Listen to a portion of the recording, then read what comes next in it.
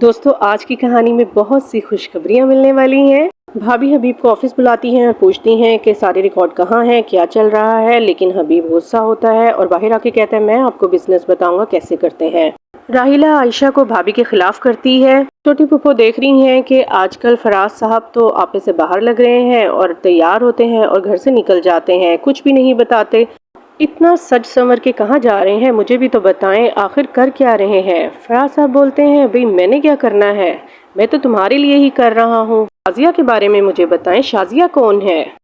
Any اپنی study کو لے کے بہت پریشان ہے، کافی رات تک پڑھتی ہے۔ فاخر اٹھتا ہے اور کہتا ہے اینی اب تم ریسٹ کر لو، لیکن اینی کہاں ماننے والی ہے۔ اینی کہتی ہے نہیں ابھی میں نے اور پڑھنا ہے، ایسا کرو تم سو جاؤ، میری فکر مت کرو۔ اینی کو بھی نیند آ جاتی ہے اور پھر فاخر اٹھتا ہے، اس کو کہتا ہے اپنی بکس رکھو اور صبح پڑھ لینا۔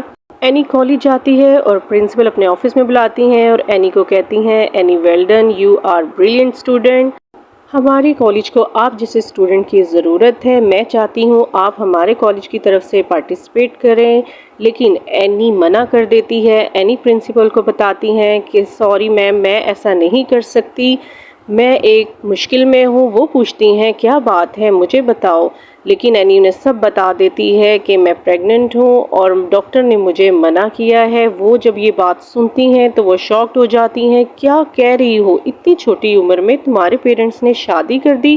اب تو فاخر بھی گھر سے دور رہنے لگا ہے اور سارا دن دوستوں میں گزار دیتا ہے، گھر کی پرابلم اس سے فیس نہیں ہو رہی اور آفس بھی اس نے جانا چھوڑ دیا ہے، دوستوں میں ہی سارا دن گزر جاتا ہے۔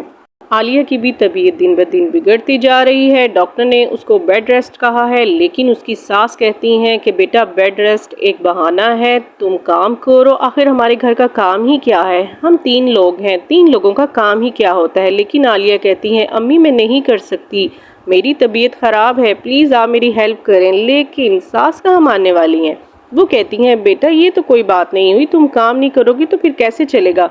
لیکن عالیہ کی طبیعت زیادہ بگڑ جاتی ہے، اسے وامٹ شروع ہو جاتی ہے، ساس آتی ہے اور اس کو کہتی ہے چلو تم ریسٹ کرو، جب طبیعت ٹھیک ہو جائے گی پھر کھانا بنا لینا، ابھی ایسا میں کرتی ہوں چولہا بند کر دیتی ہوں اور بعد میں کھانا بنا لینا۔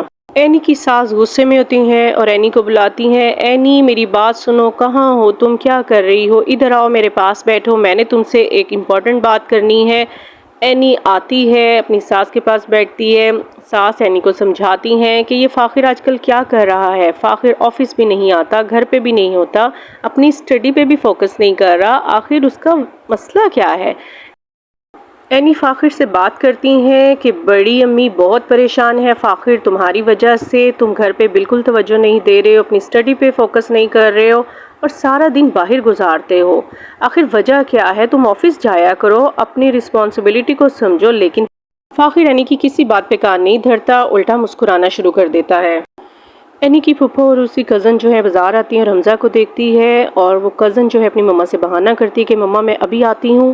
فراز جو ہے وہ اپنی بیوی کو دھوکہ دے رہا ہے، وہ شازیہ کے ساتھ لنچ کرتا ہے، شازیہ سے میٹھی میٹھی باتیں کرتا ہے اور کہتا ہے کہ آپ نے اپنا بزنس مجھے دیکھ کر بہت اچھا کیا ہے، میں آپ کو بہت پروفٹ دوں گا۔ شازیہ بہت خوش ہوتی ہے، بہت سارے پیسے دیکھ کر کہتی ہے کہ میں نے بہت اچھا کیا ہے، اپنا بزنس آپ کو دے دیا ہے، مجھے امید ہے آپ میرے بزنس کو بہت زیادہ اسٹیبلش کریں گے، مجھے اسی طرح میرے بزنس سے پروفٹ دیتے رہیں گے۔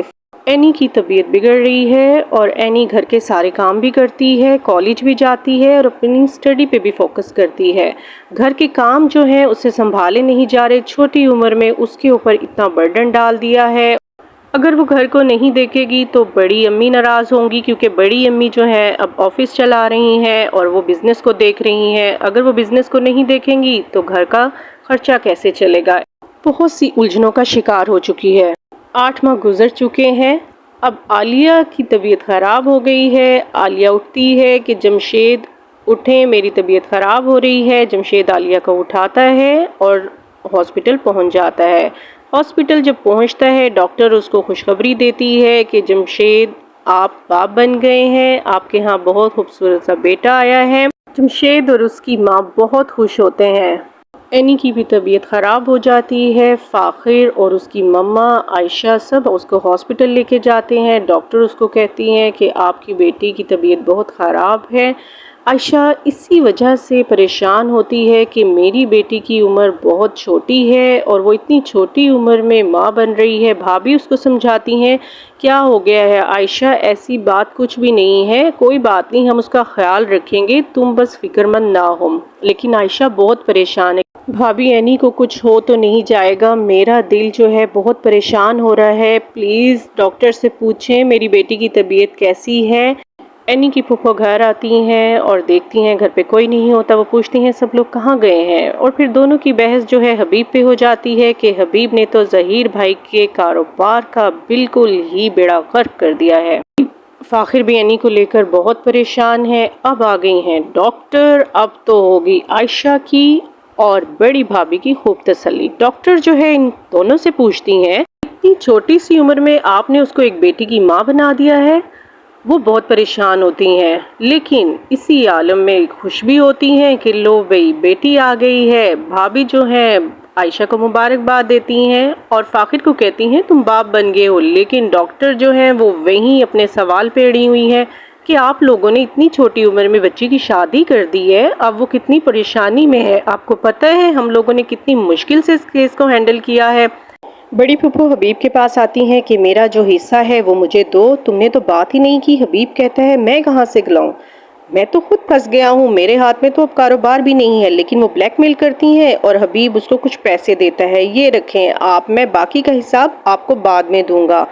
اینی کو ہاسپٹل میں ہوش آ جاتا ہے۔ عائشہ جو ہے وہ اینی کے پاس ہوتی ہے اور پوچھتی ہیں میرا بچہ کیسی طبیعت ہے، اب تم کیسی ہو؟ میری بیٹی پریشان نہیں ہونا، میں تمہارے پاس ہوں، میں تمہاری صحت کا خیال رکھوں گی، یہ دیکھو ننھی منی سی پری، یہ تمہاری بیٹی ہے، بالکل تمہارے جیسی ہے۔ اینی بہت کشمکش میں ہے، ہزاروں سوال اس کے دماغ میں ہے کہ میں اب کیا کروں گی، کیسے میری زندگی گزرے گی۔